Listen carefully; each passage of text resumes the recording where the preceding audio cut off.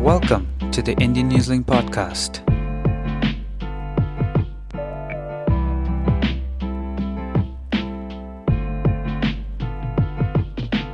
Welcome, Andrew Little, Minister for Immigration, Minister for NZSIS, GSCS, and many other portfolios. It's a pleasure to have you with us. Thank you, Venkat. Nice to be You've here. been a long-time friend to Indian Newslink. The election pitch is going on with very feverish pitch now. Give us an opening statement, Andrew, so that we can ask you a few questions. Yeah, I think, look, all elections are about choices. We've made it clear where we see the next steps going, particularly in relation to immigration. We've made the pledge about our super visa, our 10-year multi-entry visa, particularly for parents and grandparents of migrant families here. And we've also talked about a one-off regularisation for those who've been here but on expired visas for 10 years or more. And we know there's still work to do to tweak our total immigration settings. Right. And for that reason, we think it's very important that we have a government policy statement that sets out the underpinning values and principles of immigration. What does New Zealand want to achieve with its immigration settings as a small country reliant on people from overseas to work here and support families here? And we think that would be a very important development to make. Why has immigration become suddenly a subject of interest for almost every political party? I remember as the leader of the opposition sometime in 2011, you used to say that we have to be very careful about whom we take, etc., when you were leading the party. Suddenly there seems to be a softening of attitude towards migrants and immigration portfolios. Why is that, Andrew? Is that what people are telling you? Well, two things. I think New Zealand still has to be careful about the way we manage immigration. We're a small country, 5.2 million people. We know there's a lot of people from other parts of the world who would like to come here. We're a country that's dependent on migration to meet the various skills gaps and so on that we have here. After the pandemic, after 2 years of closed borders, there was a huge pent-up need and demand for people to come here from offshore. And we've been trying to get the settings right. We've had a big influx of people from overseas. We've had a big outflow of New Zealanders going overseas as well. But we need to work with the business community and with others to make sure we get the balance right, to get the skilled balance right. We need, out of respect for migrant families who are here now, who want other generations to come here and need the support, to make sure we accommodate that need as well. So just getting the balance right is important, which is why I think it has become more of a talking point than perhaps has been the case in previous elections. So you would push across much easier policies, including for student population and other migrants to come into New Zealand? Yeah, we certainly want to make it easier for employers. Employers know what the skill gaps they've got, easier for them to recruit. Right. That said, we do want to emphasise more highly skilled workers to come here. We still got to make sure that for our domestic population, we're doing the training and investing in people and getting our people into work. But you look at areas like IT, for example. We've always relied on people coming from overseas. The health sector in particular has always been dependent on people coming from overseas, and we still need to maintain that. And for families who are here, we know they want to reconnect with parents, grandparents and others, or bring brothers and sisters and be part of those broader family units. And we know there are cultural issues that are at play as well. So culturally arranged marriages, we know that's important, and getting our settings right to reflect that is also important. Thanks for that, Andrew. Coming to a more important subject as it was, because of what's going on now in the Middle East. You remember 2 years ago when we attended the Hui in Christchurch. At that time, the chief of NZSIS, Rebecca, she made a statement that New Zealand is not free from extremism, it's not free from terrorism, and it may not come through guns and whatever. And it was proved somewhat less than a year later what happened in Lynn Mall. How tense is the situation now? Is there something that, because we noticed that the New Zealand government has not been very strong with what's happened with Hamas in Israel, the attack. What is the position? What is it that you can tell us about the situation? I think the Prime Minister was very clear in his statement on Sunday about condemning the actions of Hamas. and taking it, taking civilians hostage, killing and attacking civilians, taking civilians out of their villages and taking them into the Gaza Strip. We condemn that, and we support the messages of condemnation from our like-minded partners and from the UN now. So that does concern us. I think there will be questions, about how it is that either local intelligence agencies or some of the partners they rely on didn't pick up what was happening. Look, in terms of New Zealand's situation, we are not immune from those threats. And so for our GCSB and our SIS, a lot of their effort is still in counter-terrorism and counter-extremism. Probably the biggest effort goes actually into countering foreign interference and foreign influence, but counter-terrorism and counter-extremism isn't far behind in terms of the effort that we make. Online influences, online messages on terrorism and extremism are never very far away. So we have to stay alert to those. Okay, we take that. You're also the Minister for Royal Commission of Inquiry into the mosque attacks. Is there anything left in that area of operation as a minister in charge? There still is. I mean, we haven't done we committed to looking at the hate speech laws and hate crime laws at the moment. So we've referred a lot of that off to the Law Commission. So we're hoping they'll complete their work in the next year or so. So that work is still to be completed. In terms of the police and them recording hate-motivated crimes, they've now got are getting their platform in place. So they've got a budget and a work program to work to on that. In terms of having a public service, for example, that is more reflective of the New Zealand population and providing opportunities, not just for entry to the public service for a variety of ethnic communities, but moving up through the hierarchy, that those opportunities are there as well. So that work is well in train. I think the last remaining thing, significant thing, is the national security reform. Yeah. So we have a set of commitments, I think, that we've made about that, but the nuts and bolts work still has to be done. I would like that to have been completed by now, but that just hasn't proved possible with the disruptions that we've had. But I certainly remain committed to seeing that through, and I think now there's a broad consensus about the need for the change that the Royal Commission talked about and to putting that in place. So that would be one of the uncompleted tasks for the Labour government. Yeah.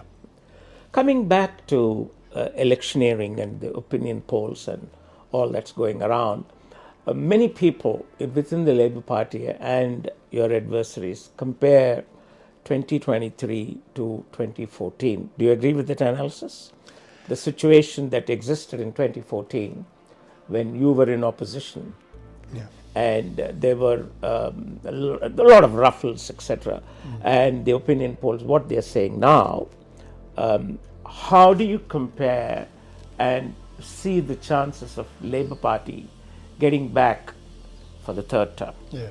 Look, the reality is every election is different from the previous one because there are a different set of circumstances. I think the circumstances that we go into this election on are, even though we've been in government for 6 years, we've had probably some of the most challenging events and circumstances that we've had, I would say, since World War II. We've had a global pandemic that we had to respond to. We've had the terrorist attack in Christchurch and the subsequent one in Linmore.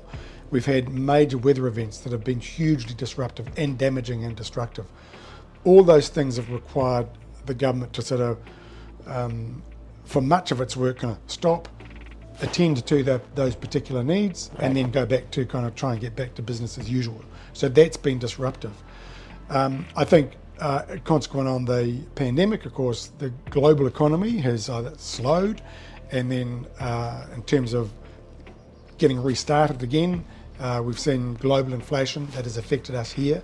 We've had to respond. So we, in addition to sort of continuing to do what we do to keep people safe, keep people attached to their jobs, keep businesses supported through those difficult times, then also do what we can to alleviate the rapid rise in the cost of living through things like the winter energy payment and while we could taking away the road fuel tax.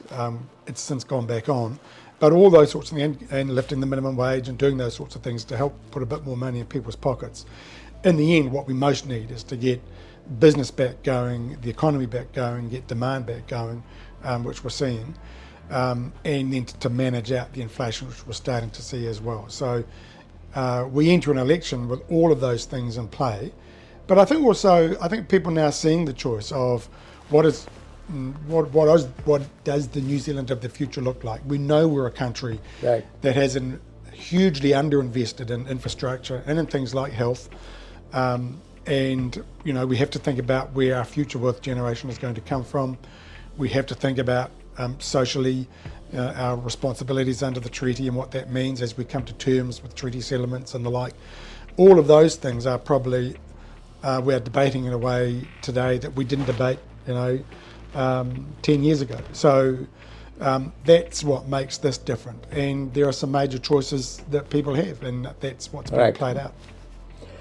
As far as the treaty is concerned, I think it will always remain a challenging issue for any government to tackle. But do you think you have led the party through over the years, and then you're a minister, do you think the Labour government, which had a massive mandate in 2020, could have delivered better on hindsight? And are you seeking re-election, saying that, well, there's a lot more to do and we have to improve on what we've done? Is that the message you're putting it out now?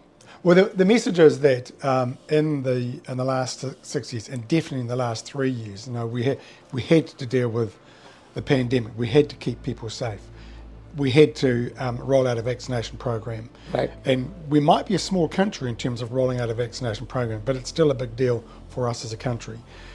We've seen the recent report reported in the Medical Journal that said that they calculate that we probably saved about 20,000 lives. Worldwide, we are seen as a country, or the country, that has probably was the most effective in preventing harm caused by the COVID virus. So, we had to deal with those things. They were challenging, they were disruptive. And I know, especially in Auckland, they'd have multiple lockdowns, and it really disrupted people.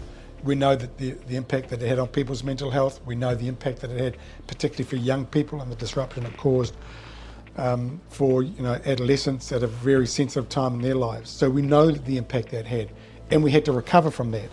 So, and we had a health system that was, although we predicted it from the worst things that we saw happening overseas, we also exposed a lot of the shortcomings in our health system because of years of underinvestment.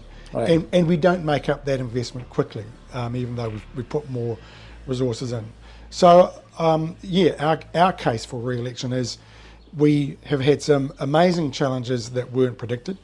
We came in with a commitment to invest more in infrastructure, to build not just for the next 3, 6, 9 years, but for the next 60 to 100 years. And we still have more to do. The water infrastructure argument that we've had is because we've had literally decades and decades of local government under-investment in that, and water safety is at risk. We know that our health system had roughly $1 billion on new buildings spent on it in the previous 9 years. In the 6 years we've been in government, we've spent $7.5 billion, and that still isn't enough. We still have more to do. So we are committed to laying the foundations for long-term improvement, but we still have more to do. You must have seen the statements made by Jacinda Ardern this morning. I haven't seen them, to be honest. Okay, you haven't. Okay, so she's somewhat on similar lines. She's made a statement from the US about her tenure and what happened and why she had to say goodbye to politics and so on. But very similar to what you were saying. When you get back, if people vote back, what are the major changes, 5 major changes that you would usher in, as you will be one of the senior most ministers? Well, there's no guarantee, because it's up to the Prime Minister of the day to select cabinet and your caucus of the day. But if I do have the privilege of sitting around the cabinet table, I expect what you can see is an ongoing commitment to improving our health system. And we've made the specific commitment about Or What that does mean? What does it mean? You'll build more hospitals? more hospitals. So we've committed to the Hawke's Bay Hospital is the next major hospital rebuild. Right. We've committed to that. What about Auckland? And well, there's a number of building projects underway in Auckland at the moment. I mean, the big challenge in health is staffing up. We still have a large number of vacancies. Te Whatu Ora, I think, is starting to hit its stride as a big national organisation. It has a You need about 1,500 to 2,000 doctors, Andrew? That's right, yeah. And so they've now got a dedicated recruitment and immigration function that can also support the non-public health system, part of the health system as well. So health and the investment, as I say, in dental health is very important. How much are you spending now? About 10 billion? On health, it's over $20 billion. 20 billion, okay. Yeah, and that and PharmAct, we've increased PharmAct budget by about 50%. They're now funding more treatments than ever before. But look, there are still unfunded treatments that we need to, lift up the priority list and those sorts of things as well. You already promised free dental care? Yes, free dental care for under 30-year-olds, or basic care. We promised that. We've legislated for the affordable water reforms. We now have to put that in place and then get the investment going to get the new infrastructure built right around the country. The climate change challenge is still upon us. So getting better transport solutions, particularly mass public transport, working with industry to reduce their carbon emissions. We are partway through a government-wide program to reduce government organisations' carbon emissions. As a Defence Minister, I know the Defence NZDF is a major carbon emitter, so we have to work with them. On defence, we've got the capability review underway at the moment. In the next 10 years, we have to reinvest in our naval fleet and our other capability. They will be big investments. We have to make investments that are reflective of the global situation as it is now and as we expect it to be in the next 15, 20, 30 years. So those will be big decisions. So those will be decisions that will take a lot of time and effort and maturity, I would say, to get it right for New Zealand. One last question on defence, Andrew. Does New Zealand aspire to be in blocks like Quad, where regional security is involved? Would you like to be members of organisations like G20? Although we are a small country, we always punch above ourselves. So if you continue in that portfolio and if you come back, do you have such aspirations as well? I don't expect we will be seeking any other formal arrangements like that. And we jealously guard our independent foreign policy. We have good relations with a whole range of countries. We are already in things like the Five Power Defence Arrangement. Right. That includes Australia. Five Eyes. And there's Five Eyes as well. We have, Australia, our only formal ally, but we have strong relationships with a range of other partners.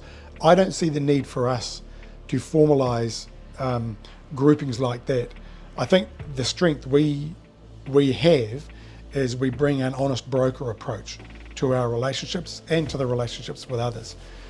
We work with others. We are dependent on working with others for our own security. So we maintain those relationships, but we don't get drawn into things that that might head into directions that we can't predict. So that's why our independent foreign policy is so important, that we reserve the right to make our judgments every step of the way, but understanding we have to continue to nurture those relationships and partnerships that we have at the moment that are so important to us.